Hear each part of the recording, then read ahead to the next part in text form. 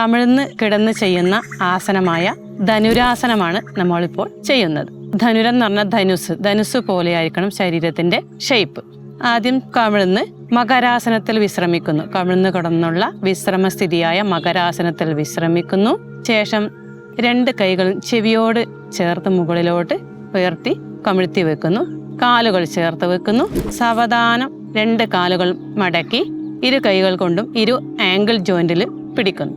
അതിനുശേഷം ശ്വാസം എടുത്തുകൊണ്ട് ശരീരത്തെ ഉയർത്തുന്നു. ശരീരത്തിന്റെ ബാലൻസ് പൊക്കിളിന്റെ ഭാഗത്തായിരിക്കണം. പൊക്കിളിന്റെ ഭാഗം മാത്രം തറയിൽ പതിഞ്ഞ് ബാക്കി ഭാഗങ്ങൾ ഉയരുന്നു. നോട്ടം നേരെ അല്പം താടി ഉയർത്തി മുകളിലോട്ട്. ഈ നിലയിൽ 30 സെക്കൻഡ് മുതൽ 2 മിനിറ്റ് വരെ തുടരാവുന്നതാണ്. ശേഷം ശ്വാസം എടുത്ത് ശരീരം മെല്ലെ താഴ്ത്തുന്നു. 2 കൈകളും ആംഗിളിൽ നിന്ന് മാറ്റി മകരാസനത്തിൽ വിശ്രമിക്കുന്നു.